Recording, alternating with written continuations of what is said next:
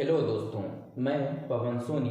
आज हम बात करेंगे डाइजेस्टिव सिस्टम के बारे में।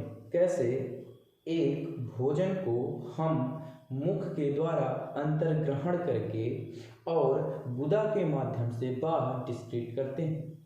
कैसे उसका भोजन का डाइजेशन और एब्जॉर्प्शन होता है, इसे हम देखेंगे कि कैसे हम हमारे ऊतक को, हमारे शरीर को, मतलब सेल्स जो हैं उनको एनर्जी चाहिए। एनर्जी के लिए हम भोजन को ग्रहण करते हैं। तो क्या सीधे भोजन हमारे कोशिकाओं में पहुंच जाता है? नहीं बेटा।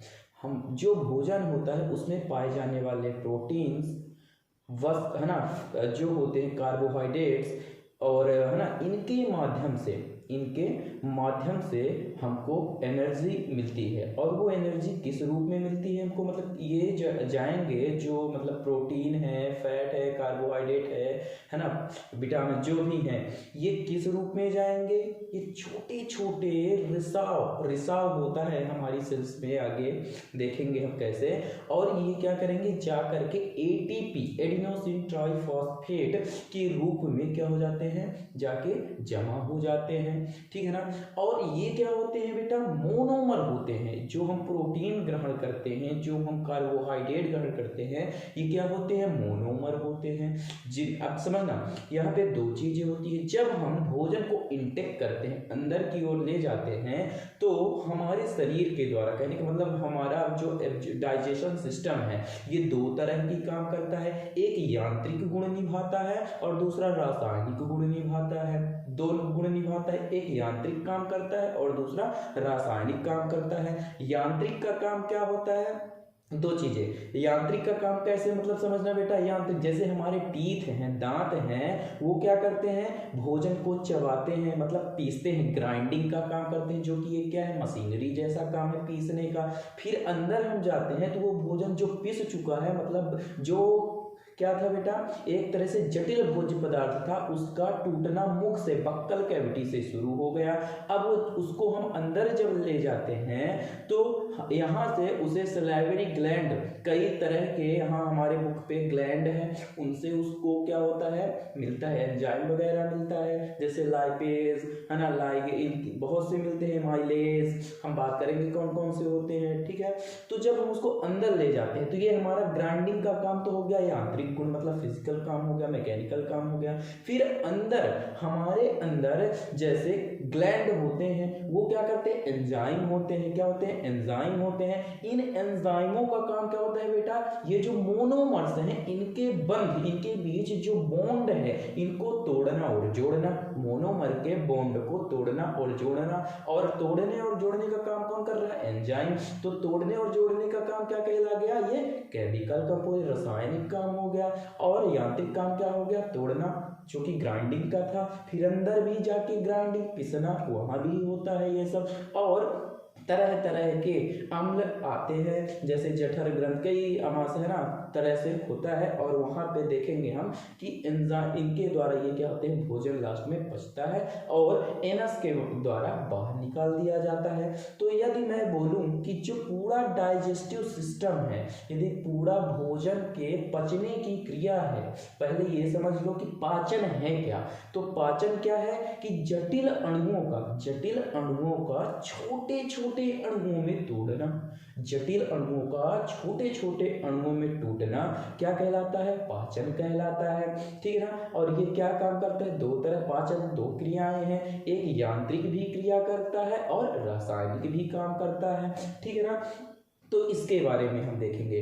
तो पाचन जो है बेटा, वो कहाँ से स्टार्ट हो जाता है, हमारे मुख गुहिका से ही शुरू हो जाता है, बक्कल कैविटी से ही, क्योंकि यहीं से पिसना शुरू हो जाता है। तो यदि मैं पूछूं कि डाइजेशन सिस्टम जो है, डाइजेशन है, वो कहाँ से शुरू होता है, तो बक्कल कैविटी से, मुख गुहा से स्टार्ट होता है और एनस, गुदा द्वार तक चलता है। और मतलब वहां जाके क्या हो जाता है, समाप्त हो जाता है और गुदा के द्वारा, एनस के द्वारा बाहर, एक्सक्रीटरी सिस्टम मतलब के द्वारा निकाल दिया जाता है, वर्ज्य पदार्थ बाहर निकाल दिया जाता है।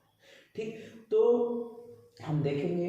तो यदि मैं बोलूं कि ये मान लो कि मुख गुहिका से शुरू हुआ है ना, मुख गुहिका, मुख कुइका से शुरू हुआ, मुख कुइका मतलब बेटा बक्कल कैविटी, बक्कल कैविटी से शुरू हुआ और कहाँ तक अंत होता है, एनस तक, है ना, गुदा तक जाता है ये क्रिया, ठीक है ना। ये क्रिया यहाँ तक चलती है, यहाँ तक है। इनके बीच में कई सिस्टम होते हैं, हम उन सिस्टमों को देखेंगे। इनके बीच कई सिस्टम होते हैं, मतलब क्या क्या होता है। ये मुख गुहिका, मुख गुहिका के बाद ये कहाँ जाएगी बेटा, कहाँ जाएगी, ये भी हम देखेंगे। मुख गुहिका के बाद ट्रेकिया में जाएगी, ठीक, वहां देखेंगे। फिर फेरिंग्स, फेरिंग्स और ट्रेकिया दो रास्ते होते हैं जो एक ही साथ खुलते हैं, मतलब यहाँ पे एक ही वे है, कहने का मतलब एक ही वे है, लेकिन वहां से दो चीजें खुलती हैं, एक फेरिंग्स, एक फेरिंग्स और एक ट्रेकिया, मतलब यहाँ से भोजन भी जा रहा है और एयर भी पास हो रही है, उसके बारे में बात करेंगे।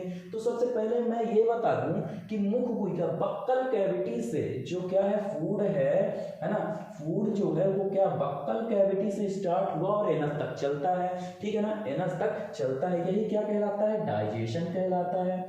यहाँ तक की क्रिया क्या कहलाती है, डाइजेशन कहलाती है, ठीक है ना। और यहां से कहने का मतलब ये पूरा यदि मैं बोलूं तो ये क्या है, एलिमेंट्री कैनाल है, क्या है, एलिमेंट्री कैनाल है।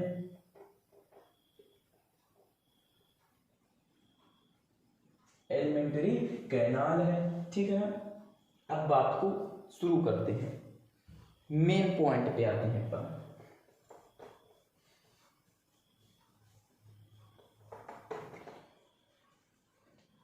यदि मैं डाइजेशन की बात करूं, पाचन की बात करूं, तो ये एक मेटाबॉलिज्म रिएक्शन है। मेटाबॉलिज्म का मतलब क्या हुआ बेटा, मेटाबॉलिज्म का मतलब है उपापचय प्रक्रिया है। उपापचय प्रक्रिया में दो क्रियाएं भाग लेती हैं, एक एनाबॉलिज्म और एक कैटाबॉलिज्म। एनाबॉलिज्म का क्या है, वही काम बेटा जो बंध को क्या करते हैं, जोड़ते और तोड़ते हैं, भोजन को तोड़ते हैं और जोड़ते हैं। भोजन क्या है, वही जो प्रोटीन और कार्बोहाइड्रेट्स गए और वो क्या है, मोनोमर्स है, उनको जोड़ने और तोड़ने का काम। तो ये जो है ना डाइजेशन, ये क्या है, एक तरह से मैं बोलूं तो मेटाबॉलिज्म। और मेटाबॉलिज्म दो क्रियाओं से चलती है, एनाबॉलिज्म और कैटाबॉलिज्म, मतलब जोड़ना और तोड़ना, बंध का तोड़ना और बंध का जोड़ना, यह क्रिया चलती है। तो ये कैसी क्रिया है बेटा, मेटाबॉलिज्म है, मेटाबॉलिज्म रिएक्शन है, मेटाबॉलिज्म है। और इस मेटाबॉलिज्म में क्या होता है, एनाबॉलिज्म और क्या होता है, कैटाबॉलिज्म, ठीक है ना। दो चीज होता है, ये उपापचय है तो अपचयन होता है, और क्या होता है, अपाप है ना, अपचय, अपचय और अपचायन, अपचायक, ये दो चीज होते हैं, ठीक है ना। अपचयन देख लेना हिंदी।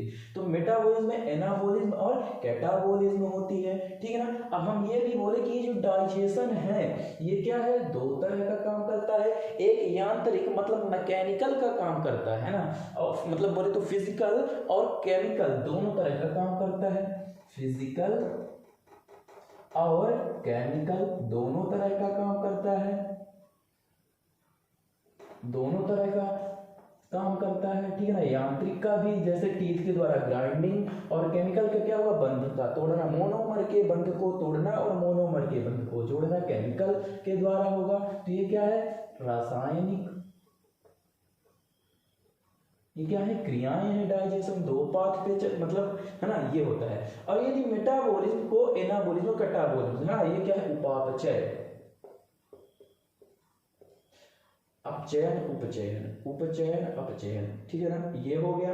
अब मैं बोलूं तो देखना, फिर क्या है कि जटिल भोज्य पदार्थ है ना, जटिल भोज्य पदार्थ, जटिल भोज्य पदार्थ, ये जटिल भोज्य पदार्थ जो है ये क्या होगा, एंजाइम के माध्यम से टूटेगा, और मतलब ये जटिल भोज्य पदार्थ क्या है बेटा, मोनोमर्स हैं, ये एंजाइम के द्वारा टूटेगा और जुड़ेगा, और इसी में क्या होती है, H2O जल, हम जल पीते हैं, क्यों पीते हैं? ताकि हम ज्यादातर भोज्य पदार्थों को तोड़ सके। बेटा एक चीज याद रखना, क्वेश्चन पूछ चुका है, क्या क्वेश्चन पूछ चुका है कि ये जो डाइजेस्टिव सिस्टम होता है, डाइजेस्टिव सिस्टम होता है वो किस तरह की प्रक्रिया है, तो मतलब किस तरह की, क्या इसमें सबसे ज्यादा जरूरत पड़ती है? तो हाइड्रोलेज रिएक्शन है ये। कैसे है हाइड्रोलेज? हाइड्रोलेज का मतलब क्या हुआ? H2O, सबसे ज्यादा जल की मात्रा की जरूरत पड़ेगी, सबसे ज्यादा जल की मात्रा की जरूरत पड़ेगी। इसीलिए पानी को पी करके, पानी को पी करके भोज्य पदार्थों को क्या करते हैं? तोड़ते हैं, तभी तो एब्जॉर्प्शन हो पाएगा। ठीक है ना? तो एंजाइम और H2O तो ये क्या करते हैं? मोनोमर्स में तोड़ते हैं। ठीक है ना? अब शोषण योग्य सरल रूप में होता है, इधर लिख देते हैं एब्जॉर्प्शन, मतलब संश्लेषण। ठीक है ना? इस तरह होता है। अब शोषण होता है, एब्जॉर्प्शन होता है। ठीक, अब देखना ये जो एंजाइम है, जो एंजाइम है ये क्या होते हैं बेटा? हाइड्रोलेज होते हैं, मैं बता दिया। एंजाइम क्या होते हैं? हाइड्रोलेज होते हैं। ठीक है ना? क्या होते हैं? एंजाइम जो होते हैं वो कैसे होते हैं? हाइड्रोलेज होते हैं। ये मेटाबॉल मतलब जो एंजाइम है वो किस तरह की क्रिया कर रहे हैं? हाइड्रोलेज की, ज्यादातर पानी की जरूरत पड़ती है। ठीक है ना? ये चीज हो गया।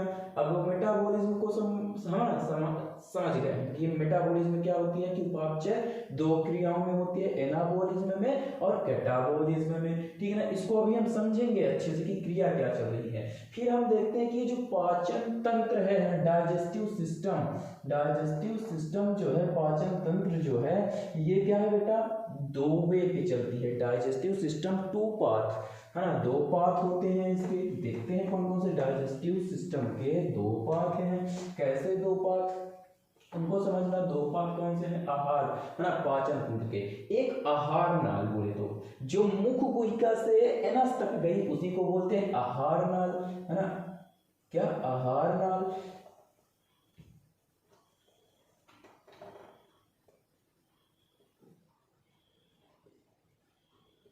आहार नाल बोले तो एलिमेंट्री कैनाल,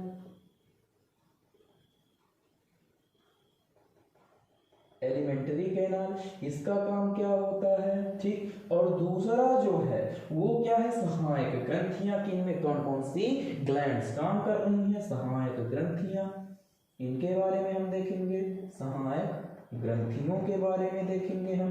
ठीक है ना? ये दो चीजें। तो हमने आहार नाल जो एलिमेंट्री कैनाल है उसे हमने क्या कहा कि ये बक्कल कैविटी से है ना स्टार्ट होती है। बक्कल कैविटी से कहाँ? मुख से।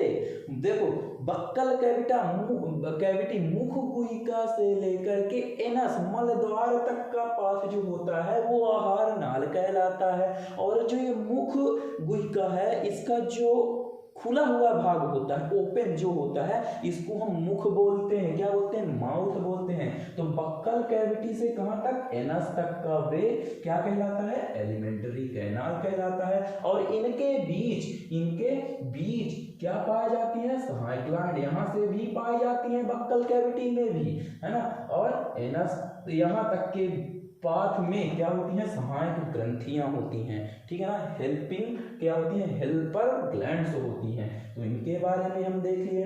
अब हम बात करते हैं कि जैसे मैंने बताया कि बक्कल कैविटी से स्टार्ट हुआ। कहां से स्टार्ट हुआ? Buccal cavity to anus. अब बक्कल कैविटी टू एनस यदि चल रहा है, ठीक है ना, हम ड्रॉ के माध्यम से समझेंगे कि क्या क्या पाथ होते हैं। ठीक है ना? तो यदि हम बात करते हैं कि बक्कल कैविटी से स्टार्ट हुआ, कहां तक गया? एनस तक। तो सबसे पहले हम इसी को पकड़ते हैं। बक्कल कैविटी क्या है?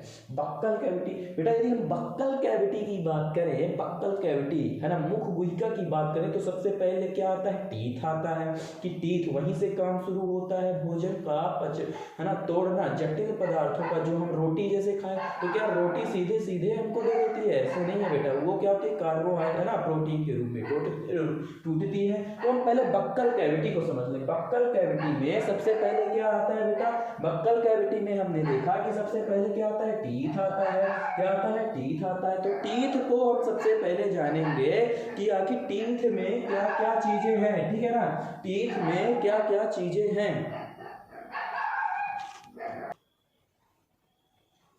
सॉरी बेटा फॉर डिस्टर्बिंग। तो बक्कल कैविटी में हम सबसे पहले क्या देखेंगे, टीथ को देखेंगे, दांत को देखेंगे कि क्या होते हैं, दांत कितने प्रकार के होते हैं, ठीक है ना। तो सबसे पहले हमारा क्या टॉपिक है, बक्कल कैविटी। फिर हम आगे बात करते हैं कि आगे क्या क्या हो रहा है। ओके, चलिए हम टीथ के बारे में देखते हैं।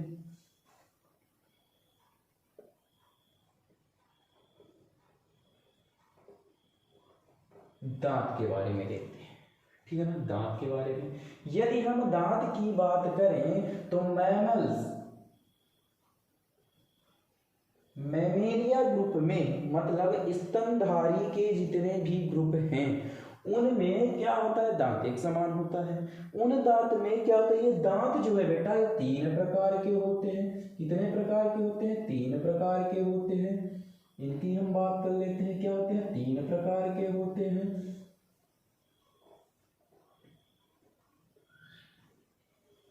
ये दांत कितने प्रकार के होते हैं, 3 प्रकार के होते हैं। कौन कौन से 3 प्रकार के हैं वो भी हम देख लेते हैं, ठीक है ना। पहले यदि हम बात करें तो इसको बोलते हैं द्विबार दंती। द्विबार दंती का मतलब बेटा क्या हुआ कि 2 बार उगेगा। कितने बार, 2 बार। कौन से 2 बार, एक बार बचपन में उगता है, एक बार बचपन में उगता है, बचपन में वो टूटते भी है। एक बार बचपन में उगता है, बचपन में टूटता है, जिसे हम क्या बोलते हैं, दूध के दांत। और दोबारा वो क्या होता है, एडल्ट, जब हम लोग वयस्क हो जाते हैं, है ना, मैच्योर हो जाते हैं, तब वो रहने लगते। तो 2 पीरियड हो गई। एक पीरियड कौन सी हो गई, एडल्ट, एक एडल्ट की हो गई, और दूसरा क्या हो गई, चाइल्ड, है ना, मतलब बच्चा जब रहते हैं, जिसको दुधिया दांत बोलते हैं। तो द्विबार दंती 2 बार होगा, दूसरा, है ना। तो इसको हम एक एक की पकड़ कर चलते हैं, क्या क्या होता है, ठीक है ना। एक होता है गर्त दंती, सभी को देख लेते हैं, जो कि कहाँ, गर्त में फंसा हुआ होता है, 2 मसूड़ों के बीच में फंसा हुआ होता है। और तीसरा क्या होता है, विभिन्न प्रकार के होते हैं, उनकी हम बात करते हैं, विभिन्न प्रकार के होते हैं, ठीक है। तो चलिए हम देखते हैं द्विबार दंती। द्विबार दंती को हम क्या बोलते हैं बेटा, डायोफायोडोंट, डायोफायोडोंट, इसको क्या बोलते हैं, डायोफायोडोंट बोलते हैं। द्विबार दंती 2 बार होता है, और इसे हम क्या बोल सकते हैं, मिल्क टीथ बोल सकते हैं, ठीक है ना, ये बोल सकते हैं। और क्या बोल सकते हैं, मिल्क टीथ बोल सकते हैं, ठीक। और क्या बोल सकते हैं, ये क्या होते हैं बेटा, एक बार उगते हैं और दोबारा भी आते हैं, क्योंकि ये बचपन के दांत है। तो ये क्या होते हैं, परमानेंट नहीं होते हैं, ये टेम्पररी होते हैं। क्या होते हैं, टेम्पररी टीथ होते हैं, जो कुछ समय के लिए रहते हैं, मतलब बचपन की अवस्था तक रहते हैं, ठीक है ना। फिर क्या होता है, टूट जाते हैं और फिर उगते हैं। 2 बार होते हैं, ठीक है ना, टेम्पररी होते हैं, परमानेंट नहीं होते। परमानेंट वयस्कों में होते हैं, मतलब एक बार जो फिर दोबारा उगे तब फिर ना टूटे, ठीक, ये होते हैं। और इनको हम क्या कह सकते हैं, रिप्लेसिंग, ये चेंज होते रहते हैं। जैसे एक बार अभी बचपन में हुआ, फिर वयस्क में, एडल्ट में होगा, तो रिप्लेसिंग होते हैं, ठीक है ना, रिप्लेसिंग टीथ होते हैं। इनके नाम हैं, ये diphyodont, milk teeth, temporary teeth और रिप्लेसिंग टीथ। और इनको हम क्या कह सकते हैं बेटा, ठीक है ना, इसे हम डेसी, है ना, क्या बोल सकते हैं, डेसीडियस बोल सकते हैं। एक नाम है डेसी और ड्यूएस, डेसीड्यूएस, ठीक है ना, ये नाम है। तो इसके इतने नाम हैं, ये आप याद रखेंगे, ठीक है ना, ठीक है ना, ये आप याद रखेंगे, ठीक। ये हो डाइफायोडोंट, द्विबार दंती।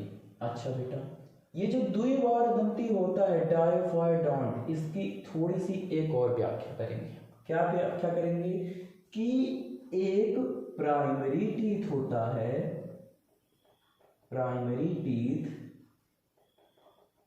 और दूसरा क्या होता है, सेकेंडरी टीथ। इसी पे आना चाहिए, इसी पे आना चाहिए। कैसे, क्योंकि ये डाइफायोडोंट, द्विबार दंती जो होते हैं, हाँ ठीक है, मैं ठीक लिख रहा हूं, सेकेंडरी टीथ। तो ये जो प्राइमरी टीथ है इनको हम ये सब कहते हैं, ठीक है ना। प्राइमरी टीथ को हम ये सब कह रहे हैं, इधर हम सेकेंडरी की बात करेंगे, उनकी बाद में बात करते हैं, ठीक है ना। तो प्राइमरी टीथ को हम ये कहते हैं यहां से, ठीक है ना, ये पूरा।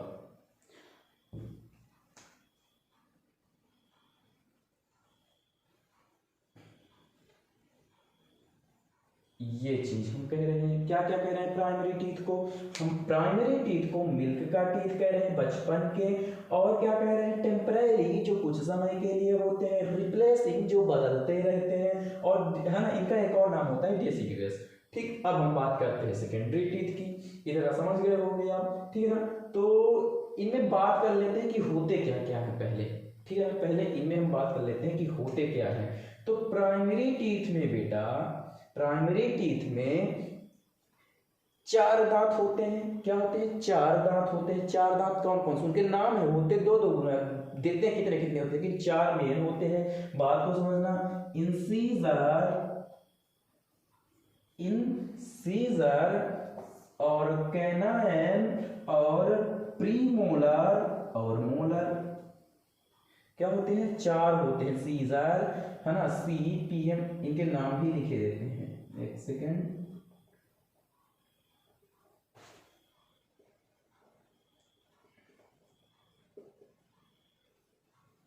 इंसीजर, कैनाइन, प्रीमोलर और मोलर, ठीक, इंसीजर, कैनाइन, प्रीमोलर और मोलर, ठीक है ना। ये जो इंसीजर होते हैं, इंसीजर का मतलब क्या है, काटने का काम। इंसीजर का मतलब क्या है, काटने का काम।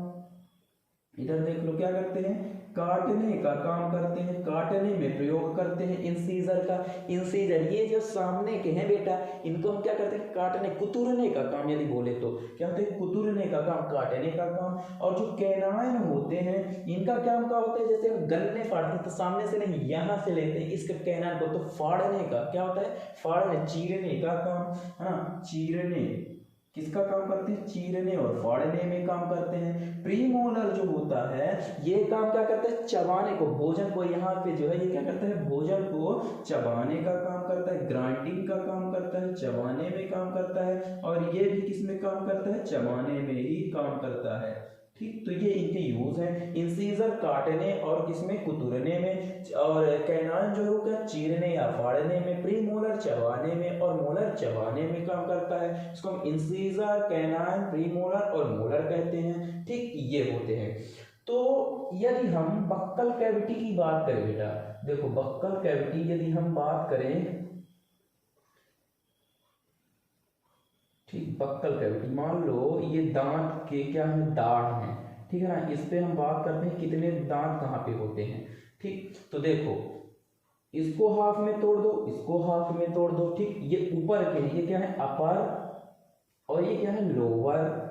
बात को समझना, ये नीचे के हैं, ये नीचे के हैं, और ये ऊपर के हैं, ये ऊपर के हैं और ये नीचे के हैं। तो आधा भाग इधर, आधा भाग इधर, और नीचे वाले का आधा भाग इधर और नीचे वाले का इधर। 4 पोर्शन में हमने बांट दिया, 1 2 3 4 भागों में बांट दिया।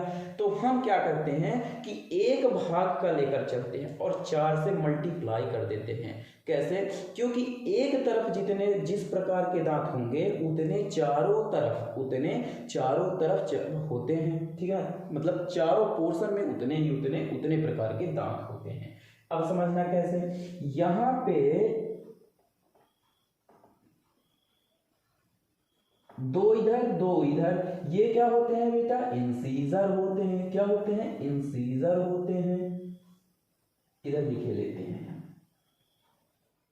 ठीक है ना। ये जो है, ये क्या है, इंसीजर है, ठीक। फिर देखना, ये जो इस तरह नुकीले हैं, ये क्या काम करते हैं, चीरने और फाड़ने का काम करते हैं। ये एक एक होते हैं, ये क्या होते हैं, कैनाइन होते हैं। फिर इसके बाद क्या होते हैं बेटा, प्रीमोलर होते हैं।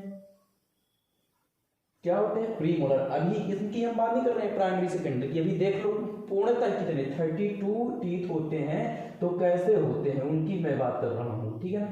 32 टीथ है ना, एडल्ट, एडल्ट की अभी बात कर रहा हूँ, इधर की बात नहीं कर रहा हूँ, थोड़ा इधर ध्यान देना कि कैसे कैसे होते हैं, ठीक है ना। और दो क्या होते हैं, मोलर होते हैं, दो क्या होते हैं, मोलर होते हैं इस, ठीक है ना। और इधर भी ऐसे होंगे, तीन प्रीमोलर होंगे, तीन प्रीमोलर होंगे और दो मोलर होंगे। ठीक इसी प्रकार क्या होंगे, अपर में भी होंगे, ठीक इसी प्रकार क्या होंगे, अपर में होंगे। तो समझ गए हो। तो ये तीन, ये इंसीजर इसका है और ये तीन क्या है बेटा, प्रीमोलर है और ये दो क्या है, मोलर है। ठीक, इतना समझ गए हो। तो गिनो यदि, तो दो इंसीजर कितने हैं, दो, कैनान कितने हैं, एक, और प्रीमोलर कितने हैं, तीन, और मोलर कितने हैं, दो। तो एक पोर्शन में बात कर रहे हैं, तो इधर भी उतने होंगे। तो इधर कितने हैं, तीन, दो, पाँच, एक, छः, दो, आठ, आठ इधर भी, तो आठ ऊपर वाले की इधर, तो आठ इधर, तो आठ आठ 16, 16 8 है ना, 16 और 16 32, 32 टोटल दांत हो जाएंगे, ठीक है ना। इधर समझिए। अब समझना कि प्राइमरी में कैसे होते हैं, ठीक है ना। ये हम एडल्ट का बनाए हैं, किसका बनाए हैं बेटा, एडल्ट के टीथ का बनाए हैं। अब हम प्राइमरी की बात करते हैं कि बचपन में कैसे होते हैं, ठीक है ना। दुधिया दांत जो होते हैं वो कैसे होते हैं, उनकी हम बात कर रहे हैं। यदि हम दुधिया एक पोर्शन की, एक की हाफ की बात करें, यदि हम किसकी हाफ की बात कर रहे हैं, इतने की हम बात कर रहे हैं बेटा, ठीक है ना। इधर की बात नहीं कर रहे, इधर की बात कर रहे हैं, ठीक है ना। ध्यान देना, फिर से मैं बनाता हूँ, चलो ऐसे ही बना लेता हूँ। तो ये मान लो हाफ का है, ये क्या है, हाफ का है। तो ऐसे मान लो ऐसे है, इधर का हाफ मुड़ जाएगा। तो हाफ में यदि मैं बात करूं तो दो क्या होते हैं हमारे पास, इंसीजर होते हैं, एक क्या होता है, सीजर होता है। प्रीमोलर नहीं होते, प्रीमोलर नहीं होते। किसमें हम बात कर रहे हैं, इधर देखना है। अब हम किसकी बात कर रहे हैं, प्राइमरी टीथ की बात कर रहे हैं, प्राइमरी टीथ की बात कर रहे हैं, ठीक। प्राइमरी टीथ मतलब किसकी बात कर रहे हैं, बचपन की दुधिया दांत की बात कर रहे हैं। दुधिया दांत में क्या होता है, एक पोर्शन की बात करें तो दो क्या है, इंसीजर है, एक क्या है, कैनाइन है, इंसीजर है, कैनाइन है। लेकिन जो वहां पे प्रीमोलर, इसके बाद क्या आता था, प्रीमोलर, प्रीमोलर नहीं है, प्रीमोलर नहीं है, तो यहाँ का खाली स्थान छोड़ दो, प्रीमोलर नहीं है। फिर इसके बाद क्या था, मोलर। कितने मोलर होते हैं, कितने मोलर होते हैं बेटा, दो होते हैं। तो इनमें कितने मोलर होंगे, एकाई मोलर होते हैं। कितने मोलर होंगे, एकाई मोलर पाए जाएंगे, ठीक है ना। कितने मोलर, एक मोलर, और मोलर की संख्या कितनी है, एक है, ठीक। कितने, एक हैं। तो कितने हो गए, दो।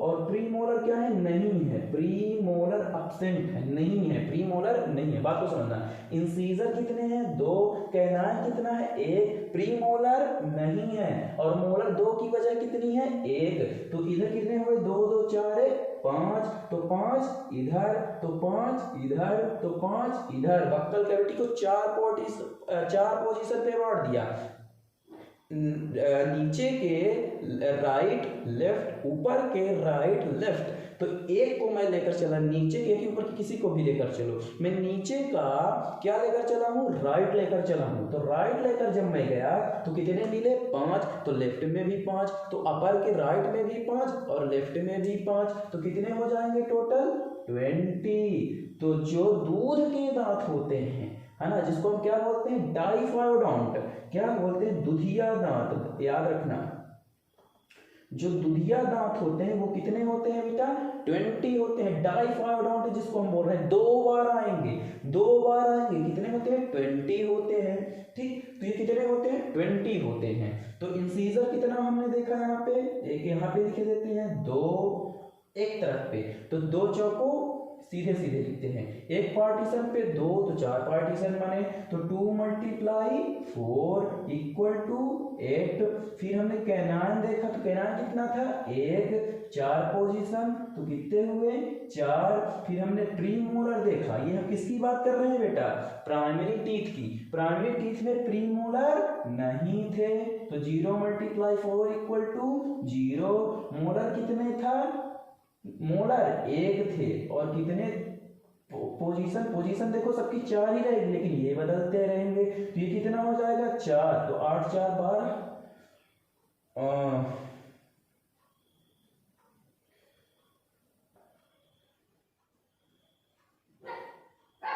देखना कहाँ पे गलत हो रहा है ना।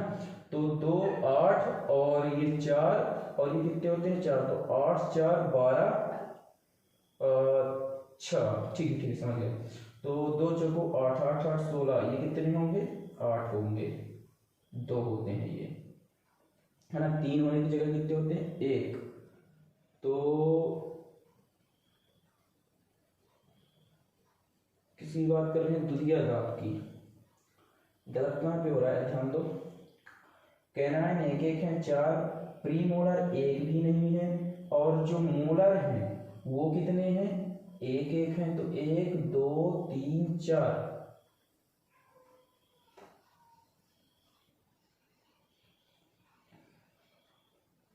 तो ये तो 4 ही हो गए हम पे। ये कैसे काउंटिंग गलत हो रही है बेटा। इंसीजर 2 2 हैं, तो 2 चौको 8, कैनाइन 1 1 है तो 4, प्री मोलर 1 भी नहीं तो 0, मोलर कितने हैं मोलर 1 1 है तो 2 1 3 4 ही हो रहा है। अच्छा सॉरी ये 2 होगा, कितने होगा 2, कितना होगा 2, है ना। अब हो जाएंगे 5, ऐसे होता है। तो यहाँ पे क्या होगा प्री मोलर कितने होते हैं 2, ठीक है ना, ये चीज है। मोलर कितने होते हैं 2, समझ गए हो। यहाँ पे मोलर कितने होंगे 2 1 3 2 5, ठीक है ना, ये हो गया। क्लियर है। चलो अब आगे देखो, ये चीज हो गई। तो 20 दुधिया दांत होते हैं हमारे पास। कितने दुधिया दांत होते हैं 20 दुधिया दांत होते हैं। अब आगे समझना, तो ये कितना हो जाएगा 8, ओवरऑल आप निकालोगे तो कितना आ जाएगा 20, कितना आ जाएगा 20 आ जाएगा।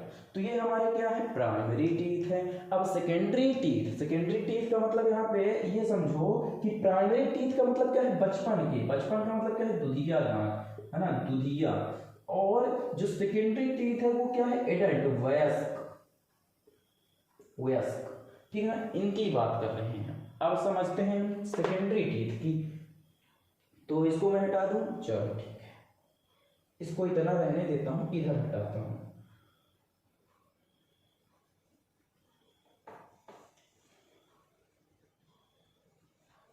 ठीक है, ये हो गया। अब हम बात करते हैं किसकी, सेकेंडरी टीथ की।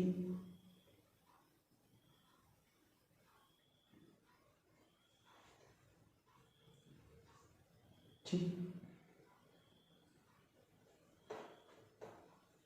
ये हम प्राइमरी टीथ को सब कुछ कहते थे। अब समझना कि सेकेंडरी टीथ पे क्या होता है, ठीक है ना। अब हम बात करते हैं दूसरे नंबर किसकी, सेकेंडरी टीथ की। सेकेंडरी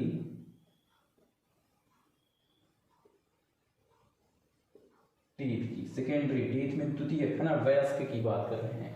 अब हम यदि वयस्क की बात कर रहे हैं कि हम इनको क्या बोल रहे हैं एडल्ट, सेकेंडरी टीथ या बोले तो क्या एडल्ट, इनके नाम आप देखो क्या क्या हो रहे हैं, सॉरी इनके नाम देखो बेटा क्या हो रहा है। तो सेकेंडरी टीथ को, सेकेंडरी टीथ को हम क्या क्या कह सकते हैं। तो सबसे पहले सेकेंडरी टीथ को हम क्या बोल सकते हैं एडल्ट, एडल्ट टीथ। और इसे क्या बोल सकते हैं परमानेंट टीथ,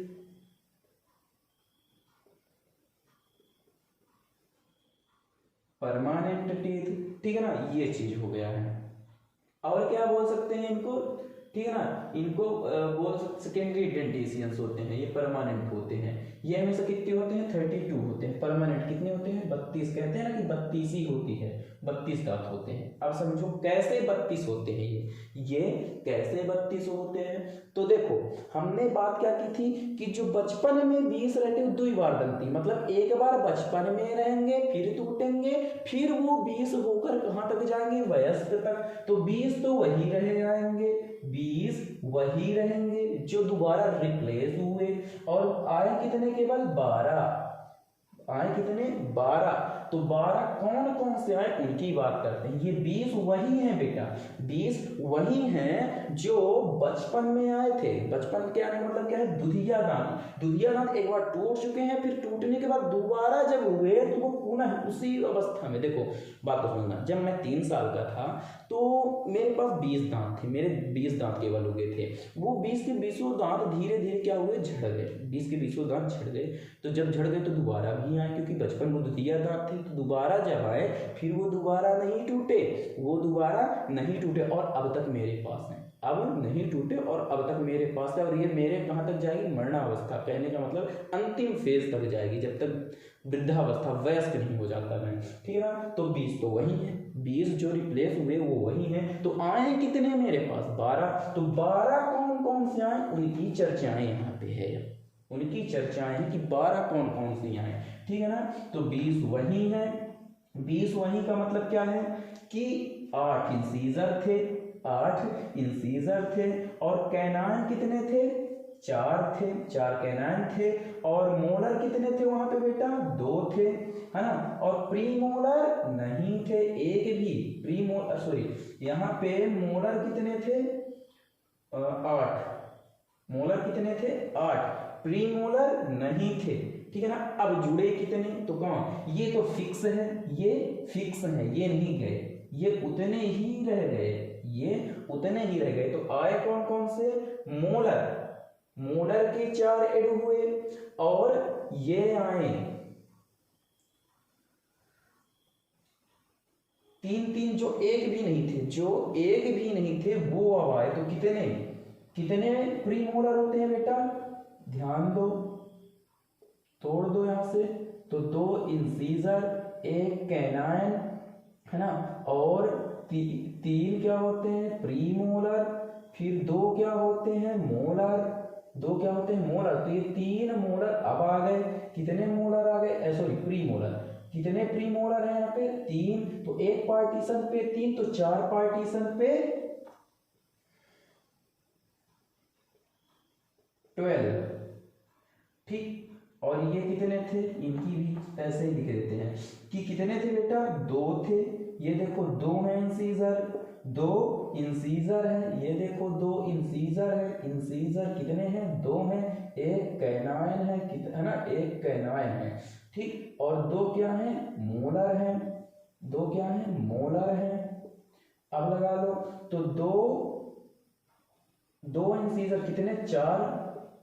तो 8 कैनाइन की बात करें तो 1 × 4 = 4। प्रीमोलर 3, तो 3 इधर, 3 इधर, तो 3 इधर, तो 3 इधर, तो 3 इधर। तो 3 3 6 3 9 3 चौको 12। तो 3 × 4 = 12। और ठीक है ना। अब मोलर, मोलर जो थे वहां पे कितने थे, 2। अब एक और आ गए मोलर, एक और मोलर आ जाएंगे। पहले 2 थे, पहले 2 थे, अब प्लस 1 और हुआ। तो 2 + 1 = 3, है ना। क्या हो जाएगा, =3। अब ये कितने हो जाएंगे, 3। कितने हो जाएंगे, 3 हो जाएंगे। कहाँ गलत कर दिया है, अरे ये तो फिक्स है। इंसीजर तो 2 होते हैं, तो ये तो 8 ही होगा। कैनाइन 1 होते हैं। अच्छा प्रीमोलर, प्रीमोलर कितने थे, पहले 2 थे, अब 1 आ गया तो 3। तो 3 चुको 12। अच्छा इनको ओवरऑल ऐड कर दो, इनको ओवरऑल ऐड कर दो। गलती कर रहे हैं भैया अभी,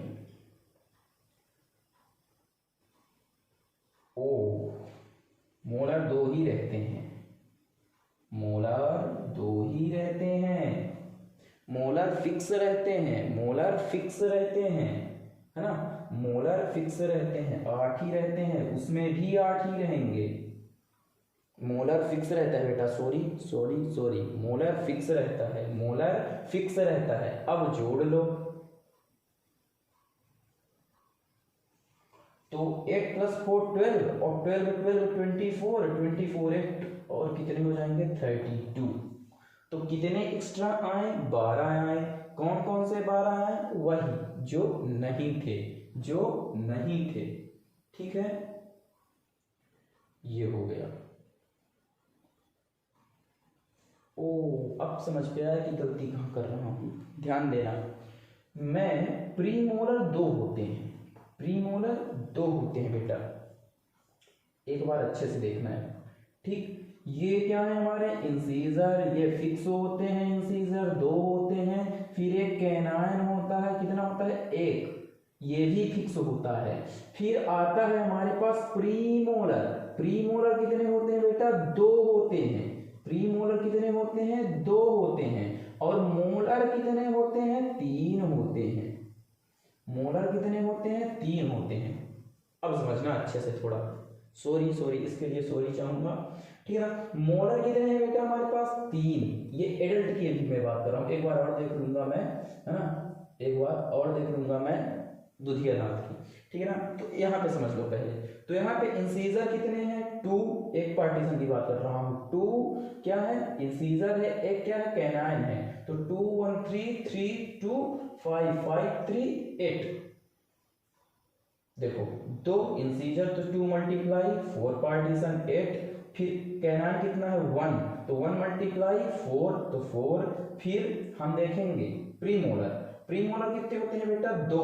यहाँ पे हटाओ इसको और दो करो, क्या करो, 2, तो 2 4 8, 2 4 8। अच्छा, मोलर कितने होते हैं, 3, मोलर कितने होते हैं, 3, ये कंफ्यूजन था। तो क्या हो जाएगा, 12। अब ओवरऑल करोगे तो कितना जाएंगे, 32। ये चीज होता है, ये ध्यान देना,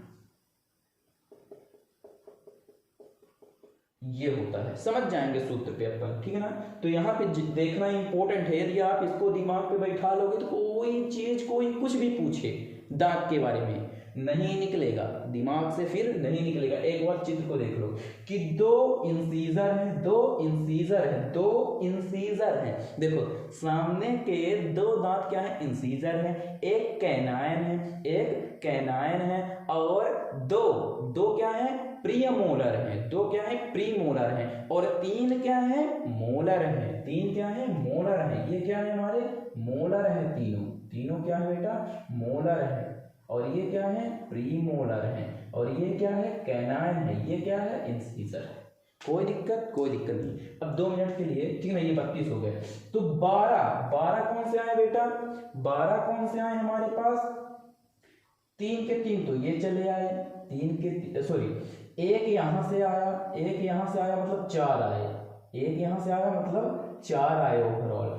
और यहां से कितने आए, 2 आए, तो 2 चौको 8, मतलब टोटल कितने हुए, 8, 8 और 4 12 दांत आए ना, आ गए 12 दांत, और 20 वही थे। समझ पा रहे होगे, बात को समझो अच्छे से। मैं ये कहना चाहता हूं कि 20 वही दांत थे, 20 वही दांत थे जो बचपन में थे, दोबारा आए थे, दोबारा जर्मिनेट हुए थे। तो 20 तो अपने पास फिक्स है, 20 अपने पास फिक्स है। लेकिन हम जानते हैं कि हम एडल्ट हैं, तो हमारे पास 32 दांत होना चाहिए। तो 20 बचपन वाले थे, तो कितने आए होंगे, तो 32 हो जाएंगे, 12। अब वे 12 कौन से आए हैं, उनकी चीज को देखना है। तो हम देखते हैं कि इंसीजर तो हमारे पास फिक्स है, इंसीजर हमारे पास फिक्स है, कैनाइन भी हमारे पास फिक्स है, और प्रीमोलर, प्रीमोलर हमारे पास कितने होते हैं बेटा, 2 होते हैं, जो कि बचपन में नहीं थे।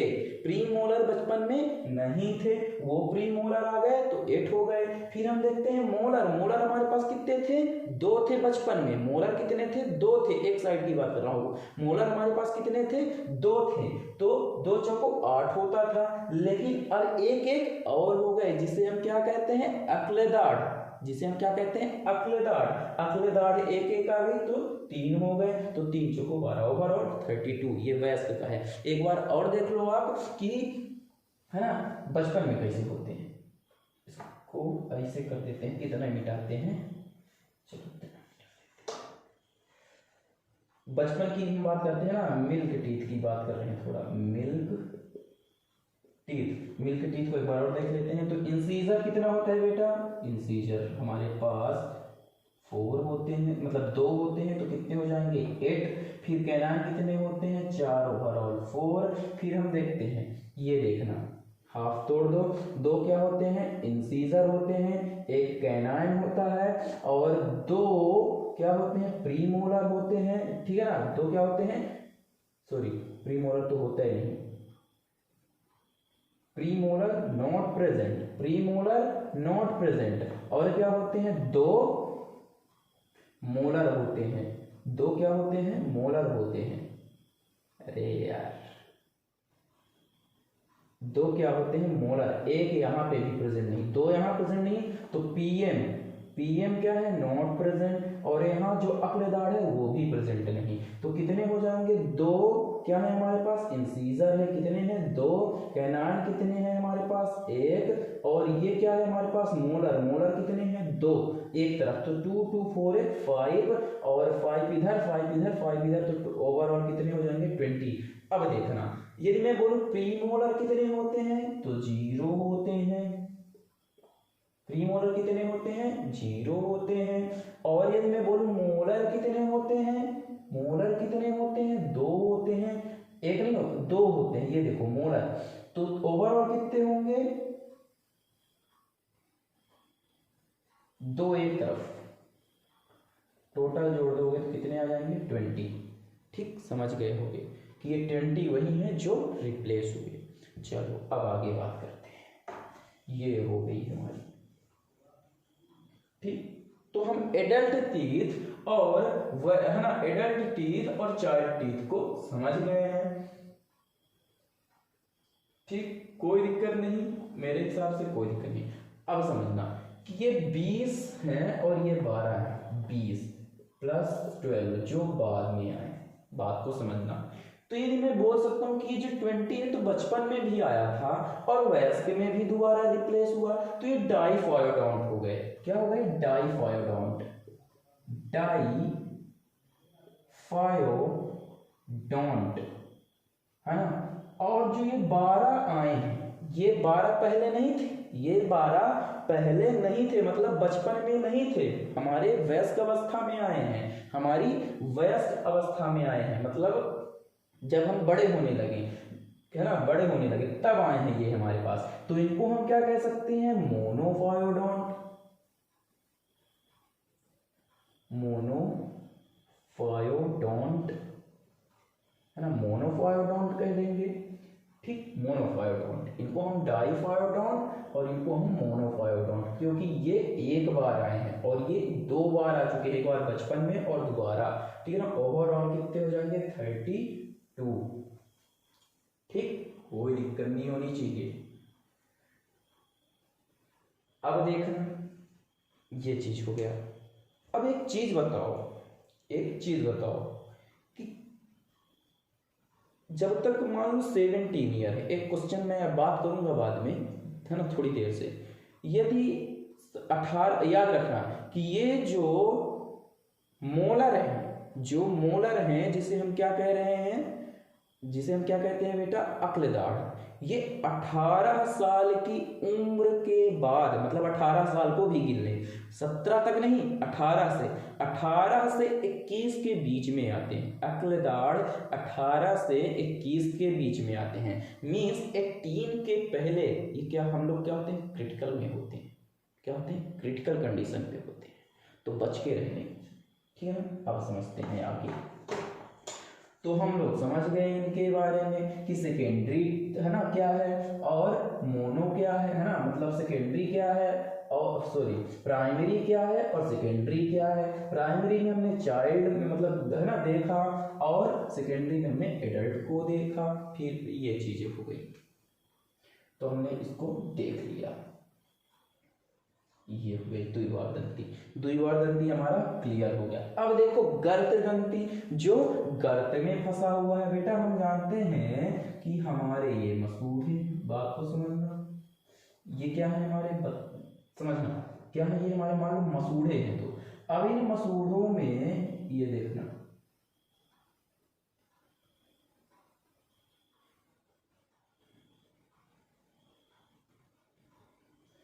ये जो फंसे हुए इसको इसको हम बोलते हैं गर्त में फंसा हुआ, इसको हम क्या बोलते हैं? गर्त दंती।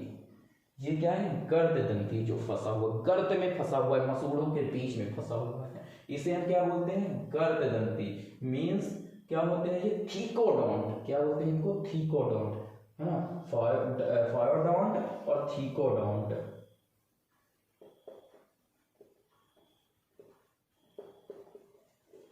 थीकोडोंट और डाइफायोडोंट, है ना, डाइफायोडोंट, थीकोडोंट, ये चीज हो गया, केवल इसमें लिखते हैं। अब बात को समझना, हम बात करते हैं नेक्स्ट विभिन्न प्रकार के जो होते हैं, क्या होते हैं, विभिन्न प्रकार के। इनको हम क्या कह सकते हैं बेटा, गर्ददंती, है ना, डाइफायोडोंट, थीकोडोंट। अब इनको हम क्या बोल सकते हैं, हेटेरोडोंट, हेटेरोडोंट, हेटेरोडोंट की हेटेरोफाइटोडोंट, हेटेरोडोंट बस बोलते हैं, फाइल नहीं, हेटेरोडोंट। थीकोडोंट, डोंट, डोंट का मतलब यहाँ पे क्या है, डोंट का मतलब मत नहीं, डोंट का मतलब बोलते हैं डेंटिस्ट, डेंटल, डेंटल दांत, है ना, डेंटिस्ट, डेंटिस्ट। ठीक, ये चीज समझ लेंगे। अब आगे समझो, तो ये गर्ददंती हो गया बेटा, ठीक है ना, फंसा हुआ। अब हम बात करते हैं हेटेरोडोंट की, किसकी बात करते हैं, हेटेरोडोंट की, हेटेरोडोंट की, ठीक है ना। अब बात को एक चीज याद रखना कि जो हम बनाए थे ओवरऑल, तो यहाँ पे दो इंसीजर था, एक कैनाइन था।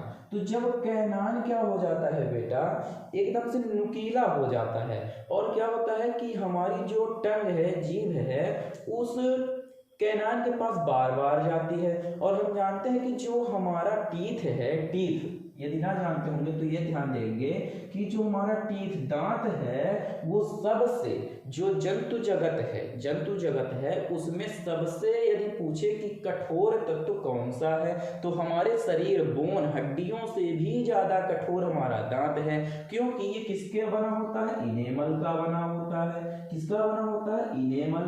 पूरे, यदि मैं जूलॉजी कहने का मतलब पूरे जंतु जगत में देखूं तो इनेमल ही सबसे कठोर पदार्थ है, सबसे कठोर पदार्थ है। और इसमें, इस इनेमल में सबसे ज्यादा मात्रा किसकी होती है, इनऑर्गेनिक कंपाउंड की। किसकी होती है, इनऑर्गेनिक कंपाउंड, इनऑर्गेनिक कंपाउंड, है ना, कॉम्प्लेक्स बोलूं तो इनऑर्गेनिक कॉम्प्लेक्स जो होता है वो मोर होता है, और जो ऑर्गेनिक होता है वो कम होता है। सब्सटेंस की बात कर रहा हूं ना, सब्सटेंस, वो भी सब्सटेंस है ना, सब्सटेंस वो कम होता है, ठीक है ना, कम होता है। तो जब इनऑर्गेनिक कंपाउंड ज्यादा है और हमारा दांत इनेमल का बना हुआ है, तो जो कैनाइन है वो क्या है, नुकीला है। तो हमारी टंग बार बार, या कि यहाँ की जो सेल्स हैं बार बार उनके संपर्क में आ रही हैं, तो इससे क्या हो सकता है बेटा, टंग कैंसर हो सकता है।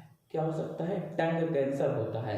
इस स्थिति में क्या करना चाहिए, हमें अपने कैनाइन, जो भी, चाहे कैनाइन हो चाहे इंसीजर हो, इंसीजर भी नुकीली हो सकती है, जरूरी नहीं है कि कैनाइन हो, ठीक है ना। तो यदि ये नुकीली हो जाए तो इनको क्या करवा लेना चाहिए बेटा, मोल्ड करवा लेना चाहिए, है ना, थोड़ा थोड़ा घर से वो हो जाए, मोल्डिंग हो जानी चाहिए उसकी, ठीक है ना, ताकि नुकीली ना रहे और हमारी टंग या कि सेल्स, यहाँ माउथ की सेल्स जाए तो उनको क्या हो, कटिंग नहीं होनी चाहिए, वरना क्या हो सकता है, कैंसर हो सकता है, ठीक है ना। ये चीज हो गया, हमने ये देखा। अच्छा, हम बात कर रहे हैं हेटेरोडोंट की, किसकी, हेटेरोडोंट की। हेटेरोडोंट की देखो बेटा क्या होती है, हेटेरोडोंट की यदि हम बात करें तो चार प्रकार के हम पढ़े हैं। पहला इंसीजर, दूसरा कैनाइन, तीसरा प्रीमोलर और चौथा मोलर। इनको समझो क्या होते हैं, ठीक है ना, इनको समझो क्या होते हैं, ठीक। वही चीज है जो मैं पहले बता चुका हूं, क्या, फिर भी एक बार देख लो। इंसीजर कितने होते हैं, 2 × 4 = 8। कैनाइन कितने होते हैं, 1 × 4 = 4। प्रीमोलर कितने होते हैं, 2 होते हैं, 2 × 4 = 8। मोलर कितने होते हैं, वयस्क की बात कर रहे हैं, 3 × 4 = 12। 8 8 16 16 और 12 28 4 32, ओवरऑल कितने हो जाएंगे, 32, यदि आप इनको ऐड करोगे तो, ठीक है। अब देखना क्या बात कर रहे हैं, हेटेरोडोंट की बात कर रहे हैं, ठीक है ना, हेटेरोडोंट की बात कर रहे हैं, हेटेरोडोंट की बात कर रहे हैं, किसकी, हेटेरोडोंट की, ठीक है ना। अब समझना क्या हो रहा है, इतने हो गए 32 ओवरऑल। तो हमने ये देखा कि ये किसका काम कर रहा है, कटिंग काटने का काम कर रहा है, ठीक है। ये किसका काम कर रहा है ना, फाड़ने का काम कर रहा है, यदि बोले तो टीयर का काम कर रहा है। ये क्या काम कर रहा है, ग्राइंडिंग का काम कर रहा है, चबाने का काम कर रहा है, ये भी ग्राइंडिंग का काम कर रहा है ना। इनको हम देखें, ग्राइंड का काम कर रहा है, ये भी ग्राइंड का काम कर रहा है, ठीक। अब देखो क्या होता है, अब देखो यदि हम इनमें किनकी बात करें, रूट की, किनकी बात करें बेटा, रूट की। ये तो हमारे क्या हो गए, विभिन्न प्रकार के। तो विभिन्न प्रकार के कितने हैं, 4 हैं। विभिन्न प्रकार के क्या है, 4 हैं। यही हेटेरोडोंट है, ठीक है ना, जिनको हम टोटली पढ़ लें वही हेटेरोडोंट है। अच्छा, इसके बाद जड़ की बातें उठती हैं। जड़ का मतलब क्या हुआ, रूट। किसकी रूट, टीथ की root. Root of teeth, root of teeth कहाँ पे, किस टीथ पे कौन सी रूट होती है। क्या मतलब, जैसे मैं बोलूं कि इंसीजर पे क्या होती है, मोनो रूट होती है, मतलब एक रूट होती है, ठीक है ना, एक रूट होती है। कैनाइन में भी एक रूट होती है, लेकिन मोलर और प्री मोलर में चेंजिंग हो जाती है। मोलर पे 2 और 1 हो जाते हैं, 2 और 1। प्री मोलर पे 2 और 3। कैसे समझना, बहुत ईजी है, बहुत ईजी है, ठीक है ना। रूट की बात कर रहे हैं, इसको कर देते हैं, रूट की बात कर रहे हैं बेटा, किसकी, रूट की। समझना, रूट की यदि हम बात करें, किसकी, रूट की, तो इंसीजर और कैनाइन पे क्या होती है, सिंगल होती है। तो हम बोल सकते हैं क्या होती है, सिंगल, मतलब मोनो। सिंगल बोलो या कि मोनो बोलो या कि एक बोलो, ठीक है ना, कुछ भी बोलो। और प्री मोलर और मोलर में चेंजिंग आ जाती है ना। 2 होते हैं, अपर और लोअर, है ना, समझना, है ना। तो क्या होता है, डाउन मतलब नीचे, लोअर लिख लेते हैं, लोअर और अपर, ठीक, अपर और लोअर। ऐसे इसमें भी होता है, अपर और लोअर, इनकी बात करते हैं। यदि मैं प्री मोलर में देखूं तो ध्यान दो, यदि मैं इसको देखो, छत है, मान लो रूफ है, रूफ में यदि किसी चीज को टैग करनी हो, टगानी हो, तो उसके लिए ज्यादा जरूरत पड़ेगा। और देखो मैं पृथ्वी पर, है ना, धरती पर क्या हूं, स्थिर हूं, तो मेरे को कम वो पावर की जरूरत पड़ रही है। लेकिन यदि मैं छत पे उल्टा लटकूं तो मुझे लटकने के लिए ज्यादा पावर की जरूरत पड़ेगी कि नहीं। तो इसका मतलब क्या हुआ कि जो ऊपर है, अपर पे है, उनमें ज्यादा जड़ें होनी चाहिए, ज्यादा जड़ें ज्यादा पावर, ठीक है ना। तो अपर पे, तो यदि हम प्री मोलर की बात करें तो अपर पे कितनी जड़ें होती हैं, 2। तो नीचे क्या होंगी, कम होंगी, तो कितनी होंगी, 1।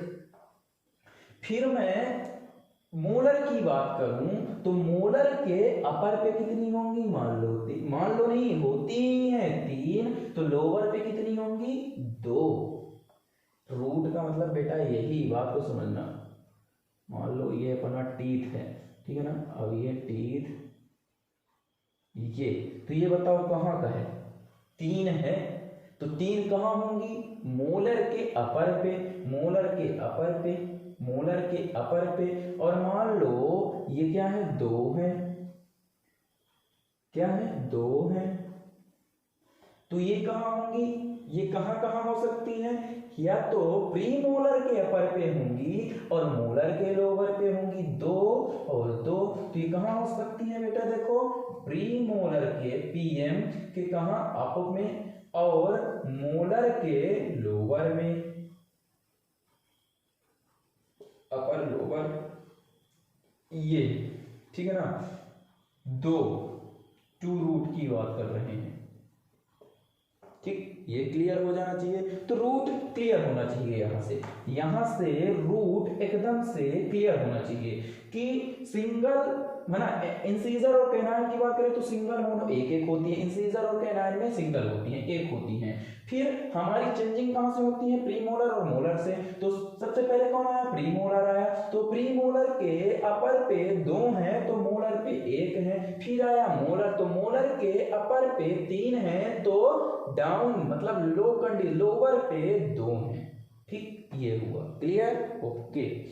अब ये चीजें हो गई बेटा हमारी, ठीक है ना। तो कहीं भी टीथ में दिक्कत नहीं आनी चाहिए मेरे हिसाब से, ठीक है ना। अब हम सूत्र की थोड़ी बात कर लेते हैं, ठीक, इसको रहने देते हैं, इसको हटा देते हैं,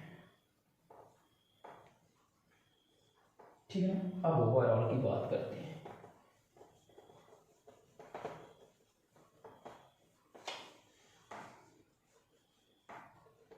अब मैं बात करता हूँ फॉर्मूला ऑफ डेंटिस्ट, है ना। क्या बात करता हूँ, फॉर्मूला ऑफ टीथ या डेंटल, कुछ भी बोलो, फॉर्मूला ऑफ टीथ, दांत का सूत्र। यदि फॉर्मूला ऑफ टीथ की बात करूं मैं, ठीक, तो हमारे पास क्या है बेटा, इंसीजर है, कैनाइन है, प्रीमोलर है और मोलर है। 4 चीजें ही हैं, 4 चीजें ही हैं, 4 चीजों में ही सूत्र बनेगा, 4 चीजों में ही सूत्र बनेगा। अब कैसे सूत्र, तो ये हमारा अपर हो गया तो लोअर का भी होगा, मतलब ऊपर वाली बक्कल का हो गया तो नीचे वाले भी बक्कल का सेम होगा। तो इंसीजर, कैनाइन, प्रीमोलर और मोलर, ठीक, ये एक तरफ की बात करेंगे, किधर, एक तरफ की बात करेंगे। चलो ठीक है। यदि मैं फर्स्ट किसकी बात करूं, मान लो मैं बात कर रहा हूं प्राइमरी, है ना, प्राइमरी टीथ, प्राइमरी किसकी बात करूं बेटा, है ना, मैं बात करूं प्राइमरी और, है ना, डाइफाइडोंट की बात करता हूं, चलो, है ना,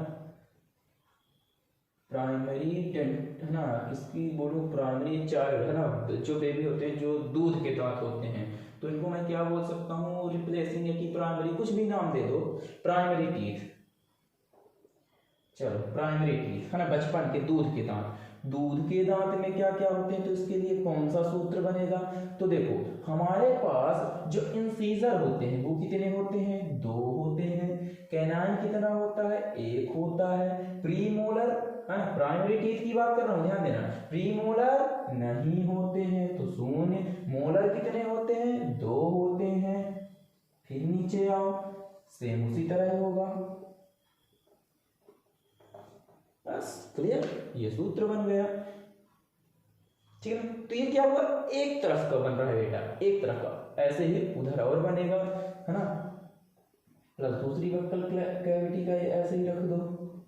एक का यदि पता चल गया तो चारों का पता चल जाएगा, ठीक, ये हुआ। ओवरऑल कितने हो जाएंगे, 20, 2 1 2 5 5 5 5 इक्वल टू 20, कितने हो जाएंगे, 20। ये बेटा मैथमेटिक्स वाला भाग देना और गुणा करना नहीं है, ये डेंटल का सूत्र है। साइंस के स्टूडेंट हो, वो भी बायोलॉजी, ठीक है ना, मेडिकल स्टूडेंट बोले तो ये हुआ, ठीक है ना। ओवरऑल कितने हो जाएंगे, 20, ओवरऑल कितने, 20, ठीक। दूसरा यदि मैं बात करूं सेकेंडरी टीथ की,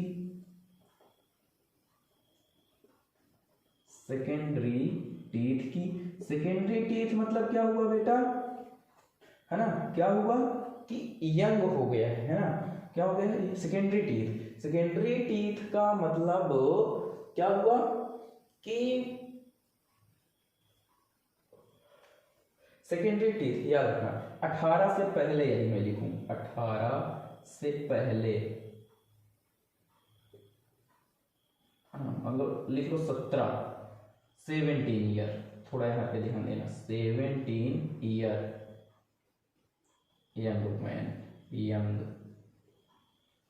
मान लो मैं इसका निकाल रहा हूं, तो यदि मैं इसका निकालूं तो क्या होगा, इंसीजर कितने होंगे, 2 होंगे, कैनाइन कितने होंगे, 1 होगा, और जो प्रीमोलर होगा वो कितना होगा, 2 होगा, और मोलर 3 होते हैं तो एक अकलदाड़ नहीं आती है, 18 के बाद आती है, तो कितने होंगे मोलर, 2 होंगे, ठीक। कितने होंगे, 2 होंगे, वैसे ऐसे हो जाएंगे।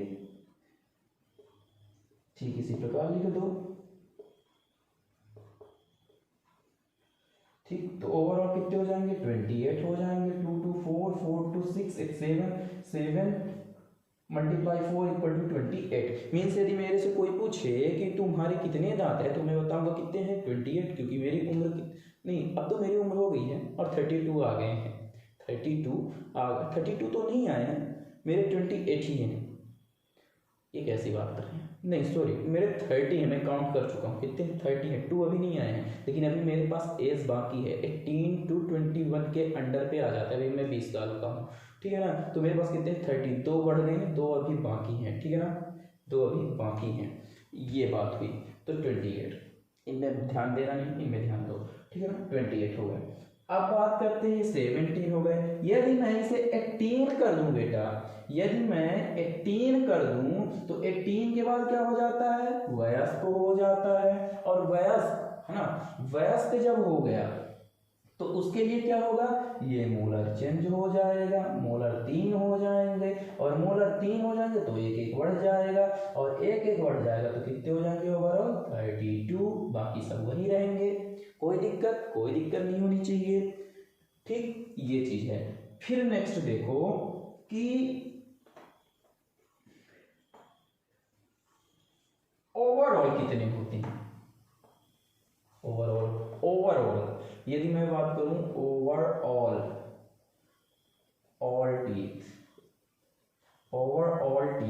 ओवरऑल टीथ का मतलब क्या है, एडल्ट।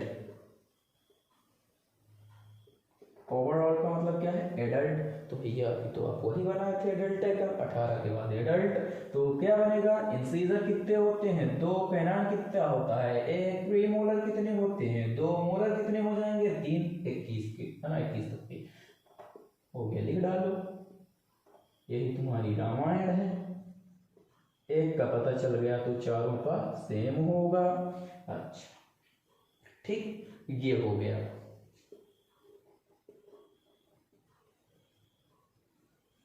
अच्छा, अब देखना, कुछ साइंस में जब आप साइंस पढ़ोगे तो कुछ ना कुछ जरूर एक एब्सेंस जरूर मिल जाएगा। एब्सेंस, यहाँ पे कैसा एब्सेंस आ रहा है, हाँ, यदि आप एक एग्जांपल देखो, जैसे मैं एग्जांपल लूं रैबिट का, हाँ, क्या आप देखे हो खरगोश को, खरगोश को तो देखे नहीं होगे, खरगोश तो देखो होगे लेकिन दांत को नहीं देखे होगे, कभी देखना।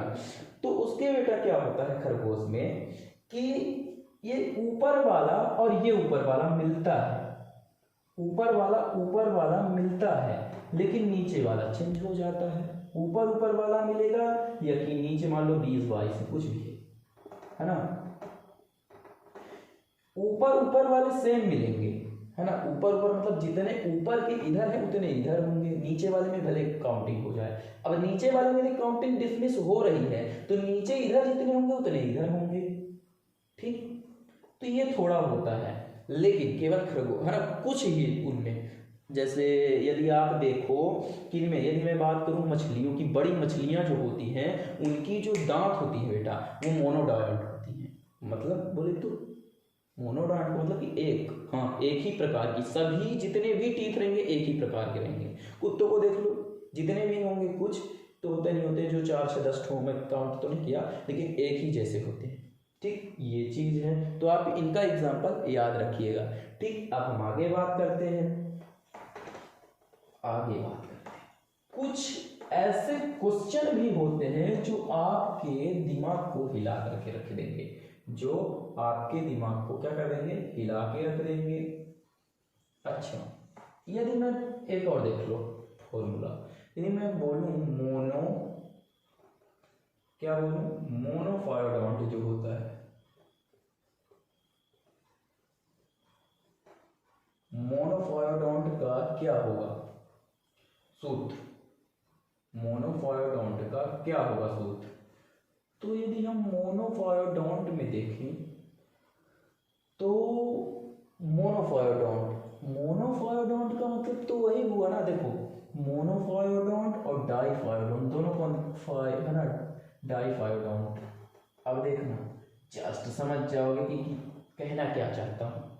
मोनोफायोडोंट तो वही है जो 20 के अतिरिक्त, क्योंकि 20 तो ये फिक्स है। डाइफायोडोंट बात सुनना आते रहेंगे।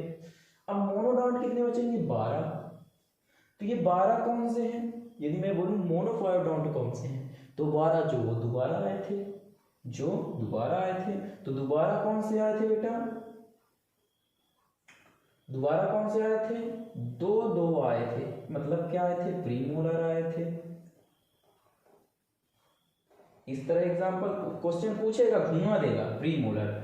और एक क्या आया था? मोलर आया था। एक तरफ की बात करता हूं, क्या करोगे? 4 से मल्टीप्लाई करोगे तो कितने हो जाएंगे प्रीमोलर? पहले एक भी नहीं थे तो 8, मोलर एक एक की संख्या बढ़ जाएगी 4, तो ओवरऑल 12।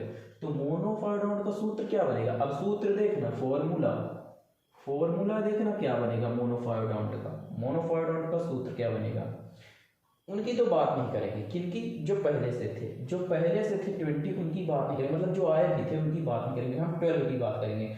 तो ये 0 रखो क्योंकि वो पहले से थे, ये भी 0 रखो क्योंकि वो पहले से थे, मतलब सीजर और कैनाइन पहले से थे। आया कौन? प्री मोलर कितने आए? 2 आया।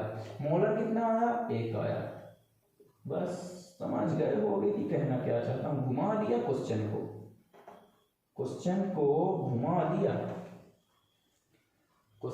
घुमा दिया, ये बन गया फॉर्मूला। ठीक, कोई दिक्कत नहीं चाहिए। चलिए अब कुछ क्वेश्चन लगाते हैं कैसे क्वेश्चन? जैसे मैं क्वेश्चन लिखता हूं एक, चलो देखते हैं। क्वेश्चन लिखता हूं मैं फर्स्ट में लिखा कि यदि दांतों की कुल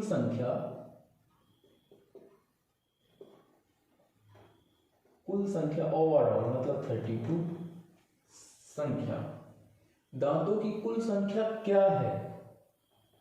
लो मैं वही पूछ लिया, क्या है? जो मनुष्यों के, अब आगे समझो,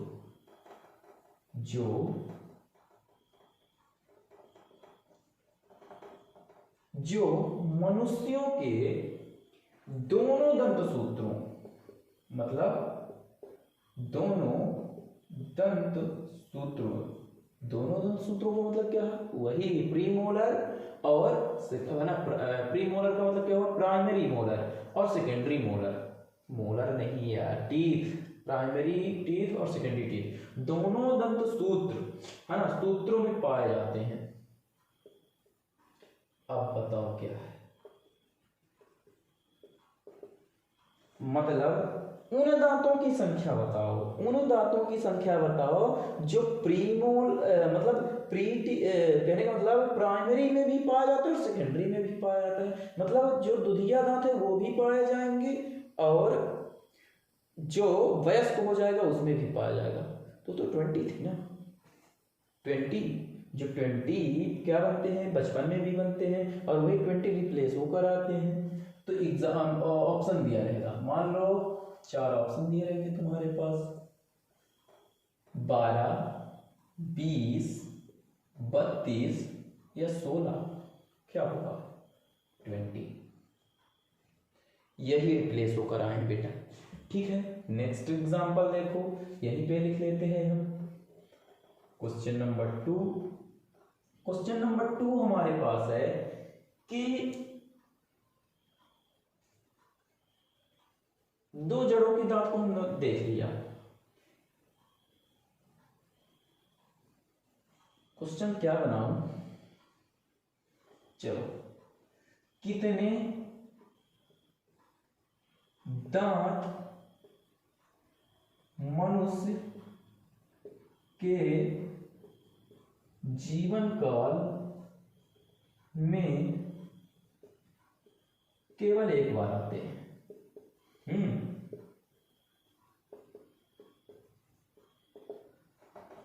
जीवन काल में एक आए मनुष्य के, तो 20 तो बचपन में भी आते हैं, मतलब 20 बचपन में आ गए तो 20 और 12 32 होते हैं, फिर तो 12 आते हैं जीवन काल में बार। और जो 20 होते हैं वो एक बार बचपन में आते हैं और 2 बार टूट करके दोबारा भी होते हैं, तो वो नहीं 2 बार हो जाएंगे। तो मोनोडोंट की संख्या कितनी है? 12। तो ऑप्शन दिया रहेगा 1, 2, 3 और 4, 10, 6, 20, 12। तो हमारे पास क्या आंसर रहेगा बेटा? 12। ठीक, कोई दिक्कत नहीं होनी चाहिए मेरे हिसाब से। आगे देखते हैं, एक और क्वेश्चन ऐसे ही देखे ले रहे हैं। क्वेश्चन नंबर 3 मैं लिखता हूं कि बताओ कि दांत के होते क्यों। अच्छा, क्वेश्चन सीधे सीधे लिखता हूं, यहां पे मैं लिखे देता हूं कि दांत के प्रकार कौन कौन से हैं, बताइए। क्वेश्चन आ गया कि दांत के प्रकार कौन कौन से हैं। तो दांत के प्रकार डाइफायोडोंट, देखना डाइफायोडोंट तुमको भ्रमित करेगा कुछ। फिर हाँ डाइफायोडोंट, और डाइफायोडोंट था, और था क्या हमारे पास थीकोडायोंट और हेटेरोडायोंट। हाँ, थीकोडायोंट, थीकोडोंट, और क्या था एक हेटेरोडोंट। अब देखना, हेटेरो को वो लिख देगा हाइपोडोंट, क्या है, क्या वो हाइपो होगा, या प्लूरो लिख देगा, या कि क्या लिख देगा बेटा, है ना, मोनो, मोनो भी लिख देगा। मोनो भी कंफ्यूजन में देगा। मोनो तो होता नहीं प्रकार, वो तो भाग है। मोनो, मोनो तो भाग है, होते तो 3 है, डाइफायोडोंट, थीकोडोंट और हेटेरोडोंट। ये प्रकार है type of teeth, type of teeth. ठीक, 3 प्रकार के होते हैं। ये 2 प्रकार के होते हैं, ये धसे हुए होते हैं, और ये विभिन्न प्रकार के होते हैं। हिंदी मतलब मैं बता दिया। चलो क्वेश्चन नंबर 3 कुछ देखते हैं कि ये बताओ प्राइमरी डेंटिशंस जो होते हैं उनकी संख्या कितनी होती है, मतलब वो क्या कहलाते हैं। क्वेश्चन समझो, मानवों मतलब मानव में प्राइमरी टीथ, है ना, डेंटिस्ट बोले तो प्राइमरी डेंटिस्ट, प्राइमरी डेंटिस्ट। मानवों में प्राइमरी डेंटिस्ट, सेकेंडरी डेंटिस्ट से किस प्रकार, मतलब किस, इन दिस टाइप, कितने प्रकार, ये क्या बोल रहे हो, किस टाइप, सेकेंडरी डेंटिस्ट से किस प्रकार भिन्न होते हैं। भिन्न होते किस प्रकार भिन्न होते हैं। देखिए, हमने देखा था कि जो प्राइमरी डेंटिस्ट है उसमें प्री मोलर नहीं होता, और जो सेकेंडरी उसमें मोलर आ जाता है। तो क्या हो जाएगा आंसर? Pre molar. ऑप्शन दिया रहेगा आपके पास,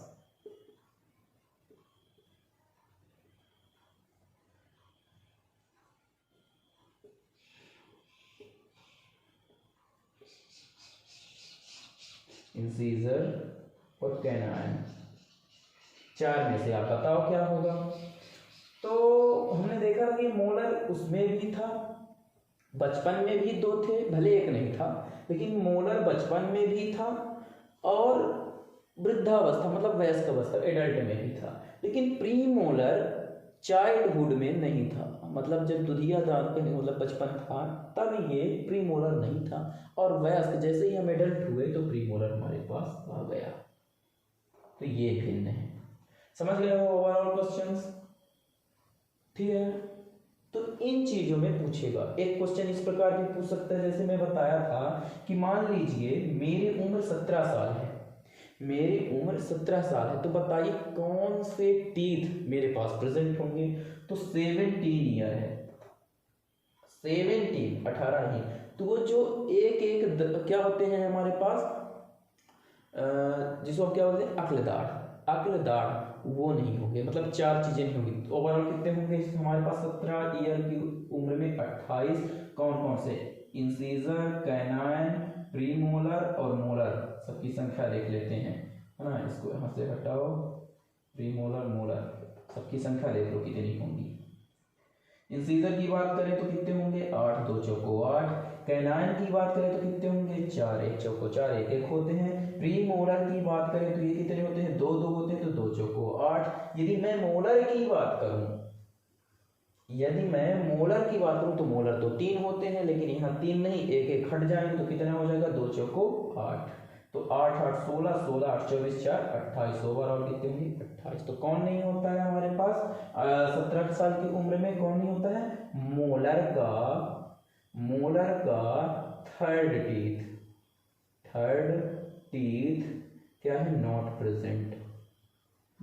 present this year, not this year, ठीक है बेटा, इस साल में नहीं होता प्रेजेंट।